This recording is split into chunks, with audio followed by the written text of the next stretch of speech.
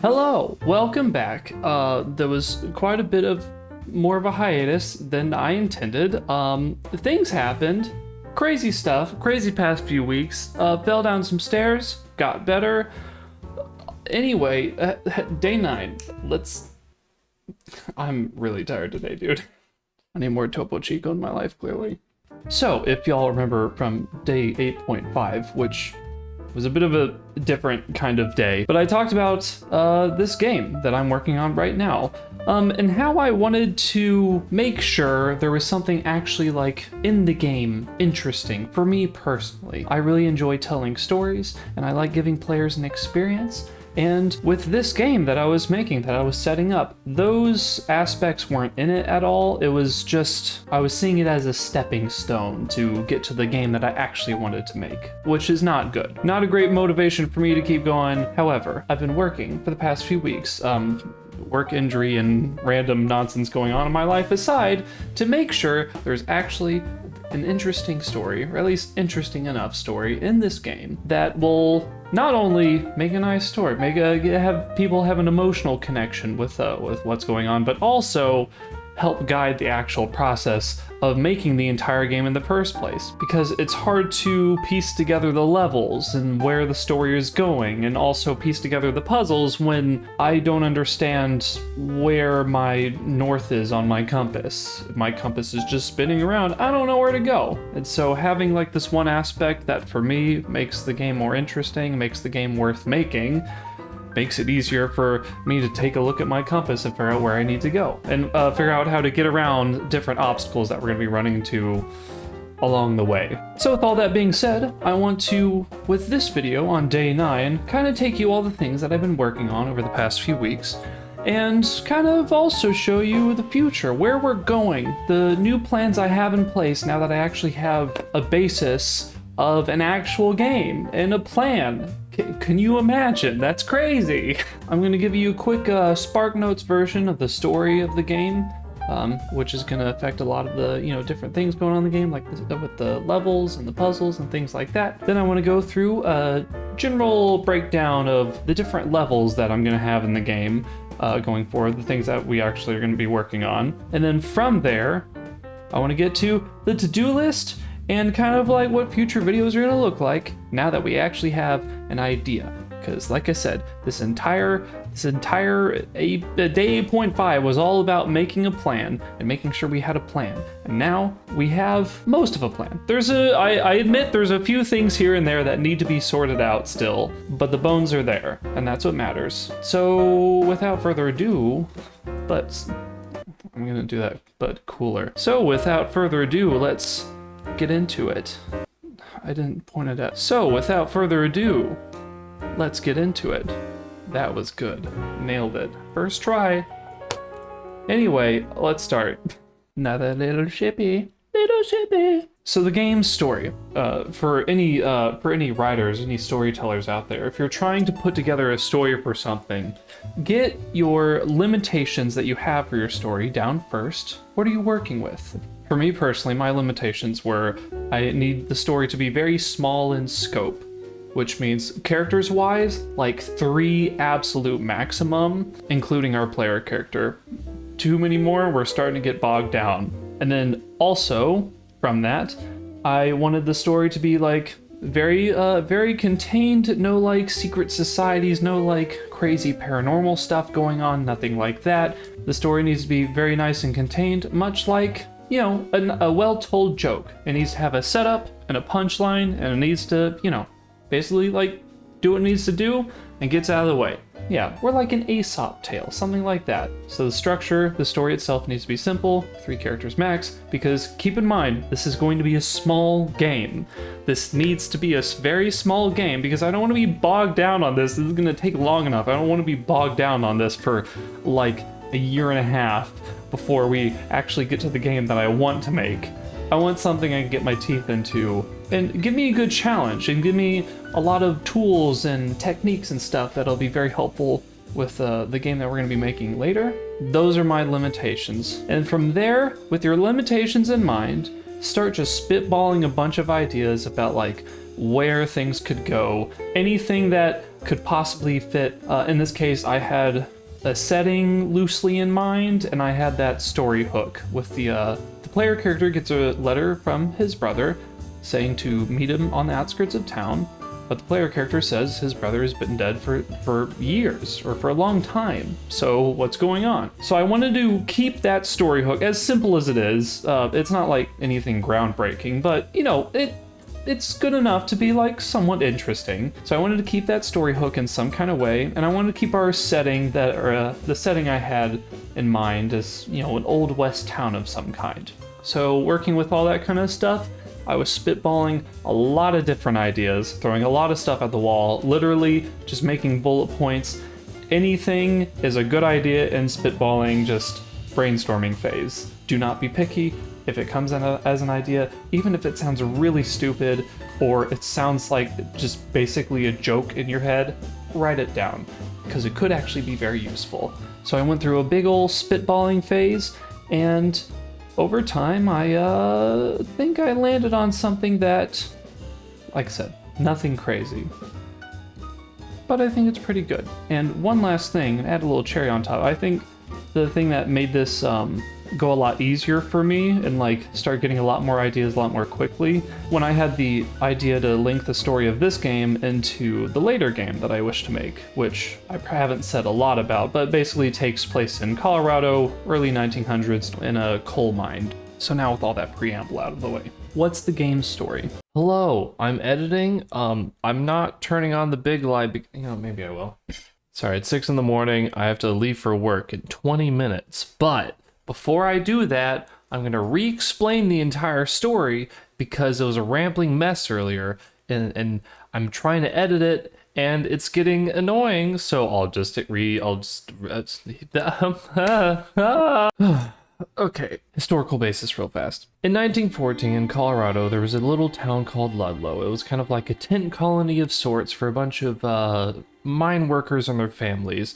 And a lot of these mine workers were having an organized strike because of their awful working conditions and pay and things like that. This is a real event, by the way. Then one day, there's a lot of nuance I'm skipping over here, and there's some other things that happened, some escalation. But escalation happened nonetheless, and one day, the company that owned the mine made a militia of sorts, backed by the US government, and they basically just burned down the entire little tent colony of Ludlow and shot into all the tents and stuff, and around 21 people died, most of whom being women and children, the wives and children of the men working at the mine. Real big thing. This will be important for also the game I want to make later, but it's especially important for this game. Our game opens up with us looking at a newspaper detailing this event and everything. You play as the main character who had a wife and brother who were killed at this Ludlow massacre thing. We start out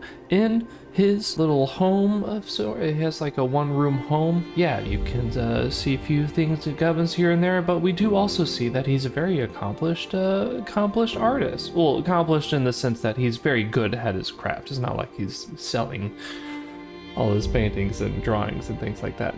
But anyway, and one particular detail about him is all the drawings he has are things like landscapes or things like portraits of different people of like fruit on a table.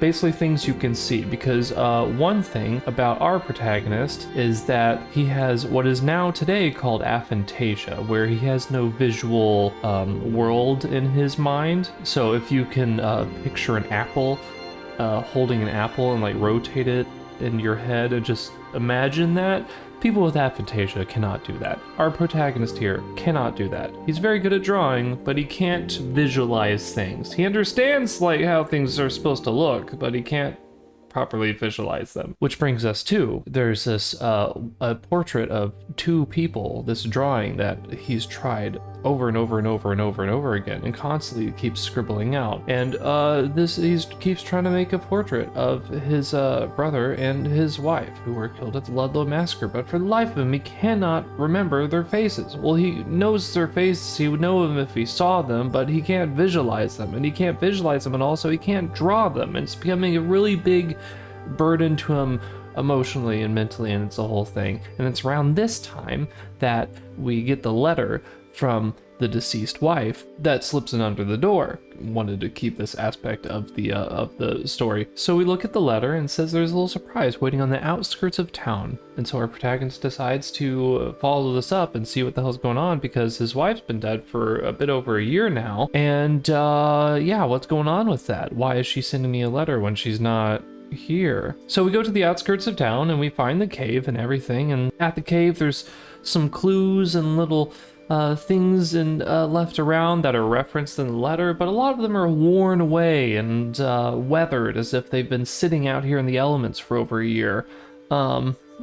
Interesting. But after clearing some stuff that's that's in the way of the door, as well as solving a unique lock that is attached to the door, we finally are able to open the door to a cave. And when we go inside, we find it's very barren. It's like kind of a small little cave, but we do find on a pedestal is a little box with a little bow on it. And when we open the box, the protagonist is greeted with a little pendant that, when opened, has a photograph of the wife and brother. Now, our protagonist is finally, after over a year after losing them, finally able to see their faces once again.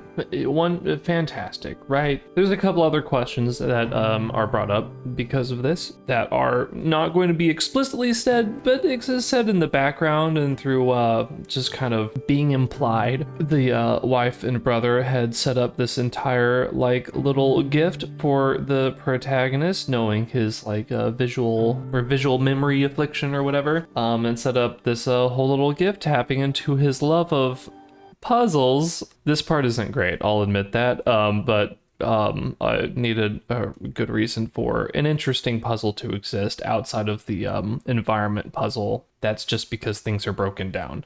But that's why there's an interesting door lock, is because they specifically made like a little puzzle to go into the cave to get the gift. Anyway, yeah. I have to go to work real soon, but that's the idea of the story. The final question is, how did the letter arrive to our main character?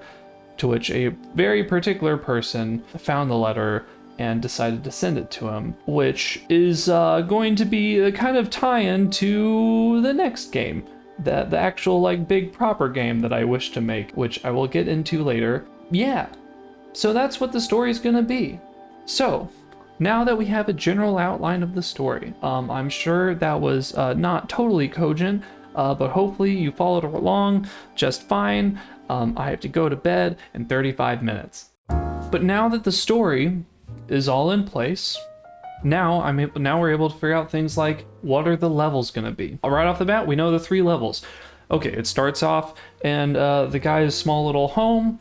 So we have like a little we have like a single room home, like in a Wild West town that the player character starts out in, where you can like see some of the artwork, see the newspaper, and where the inciting action of the game happens, where you get the letter. So that's level 1, and then then the level after that was the level I was trying to make before, but without proper direction. Now we have direction for it. It's the cave entrance as well as the road that leads to that cave. The main things in this level are going to be the door with the puzzle lock, as well as the things that are blocking the way in order to get to the door. That is their own little puzzle to basically get the objects and things to interact with each other in a certain way in order to remove the blockage from the door. And then the third level is the interior of the cave, which is going to be very simple. In my mind, I was thinking of the cave as being like basically an abandoned structure that was used as storage for a nearby mine that is no longer being mined. So the cave isn't going to be very big or anything.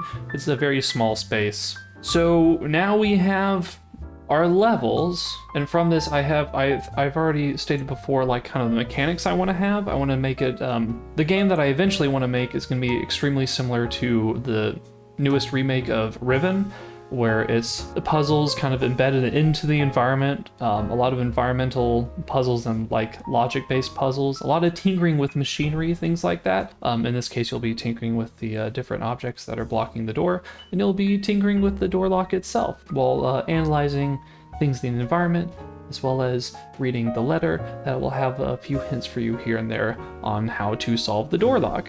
And, from this, with our levels in place, with our story idea in place, with our game mechanics in place, we're able to extrapolate a to-do list of things that we need for this game to work. This to-do list admittedly needs some working on. It's still coming together. Yeah, but things like obviously the movement, literally moving the character around, but we did that a few videos ago. It took way too long, but we did it. On our to-do list is obviously building the levels, getting assets and getting materials, and we're gonna have to model things because, if I want a particular machine that I can interact with and move things in a certain way, we're gonna need to model them, and which also gets into animating these little components of the machine. And outside of that, we also get into the user interface, how we're going to be interacting with these objects. I think I said in the first video I liked in Riven how you can click on a particular machine and your kind of whole viewpoint shifts and goes into a fixed position right where that machine is. And you're able to freely move your cursor around to click on certain parts or certain levers or certain whatevers or buttons on the machine in order to manipulate it. So I want to get something like that working. And I can go on and on and on, but those are the very basic things. And I'm sure the to-do list will expand greatly as we go. More of a general idea of what the to-do list is going to be. I'm going to make it more granular. Obviously, it's just for this first video, I'm getting the basic idea out to make sure everyone's caught up, and also because I want to get this video out of the way so I can actually get started, because I can't get started until this video gets done. Speaking of future videos, I started out this entire channel with the idea of just showing every single step of the process that it takes to not only make a game, but to learn how to make a game in the first place, from not knowing anything at all until a game is made. I want to try my best to not stray away from that. This working on the story and everything for the game is part of the game development process for this game, and I didn't really show any of it, and I feel like there's missed opportunity there where I should show more things like that, because even though it's not done on the computer in the engine, it's still important. If I'm designing a puzzle, kind of logic puzzle, that's not really something you design in the actual game engine. You design that on pen and paper and things like that. Or if you're trying to get your entire to-do list and trying to figure out what are the next steps, that's also an important part of the game development journey. So this all being said, I want to make sure in the future videos that I'm showing all those parts of the process. Me getting stuck on something in the engine is obviously something I want to include, but I also want to include every single part of the process, because that's what this entire that's what this entire channel is about, regardless if it's game engine or not. And I can show my screen really fast, writing a bunch of notes and going through and all this spitballing and trying to write down all the story stuff and going through each section of the game and all that kind of stuff. I'm going to show these off more later, but these things are all important to the game development process, and I want to make sure that this is included, because this is also difficult work that shouldn't be taken for granted. Not everything about game design is coding and messing with objects and materials and things like that. There's a lot more that goes into it. Sounds, music, there's a lot of different art forms going into a single piece of art, and a lot of those I want to make sure I'm showing off. Things like developing a story, I take for granted because I kind of already know how to do it. Things like writing music, I take for granted because I already know how to do it. And all I want to say at this final part is that I do not wish to take them for granted. And I don't want to take them for granted, because for a lot of people, they're not for granted. For some of y'all out there, maybe you've already done coding in the past, and so that's going to be a breeze for you. Maybe you've already worked in Unreal Engine, and so the things I'm struggling with, the things I'm designing a level is going to be, for you, it's going to be very simple. For me, obviously, it's going to be difficult. But then what if we get to something that I think is particularly easy and you don't know anything about? or you think is difficult and I just breeze through it without a thought, it can leave people discouraged. Like, this whole thing is difficult for everybody, but for different reasons. And I want to make sure I'm showing every bit of that process because I don't want to take things for granted. So from here on out, whether it's like literally maybe I'll have like a camera over my desk and I'm drawing out what a puzzle is going to look like, and that's the entire video, is just working on that. There will probably be things in the future where I'm, messing around on my guitar and my instruments, trying to get some semblance of a soundtrack together for something, or even asking friends and getting their help with playtesting. That's a really big part of game development that gets glossed over all the time. So all this is to say, every single video is not going to be in engine or with coding. It's going to be a lot of different things because it turns out making games involve a lot of different things. But if anything, I think that makes it a lot more interesting. And for me personally, I think it makes it a lot easier to keep going at it. One of the reasons I got into film initially was because every day on set, every day that I was making a film felt different. Coming before from a perspective where like making a game was just sitting in the engine and trying to stare at the code and trying to get things to work, and that was the entire thing. Now understanding that like there's so much more different things that contribute to making a game makes it a lot more interesting for me, because every single day is going to be a completely different challenge for a completely different reason, and I think that's going to be cool as hell. That was a bit of a long-winded explanation, but thank you for sticking around. Now we are going to commentary. It's been a while since I released a video. Like I said, things were going crazy in my life, and I apologize for that, except I don't apologize for that because sometimes life is crazy, and that's definitely not going to change anytime soon. From day 8.5, of course, our lovely guy, Oliver Dive, says, hi, Crown. I assume hi, King. Thank you. My hair's not down. Hold on.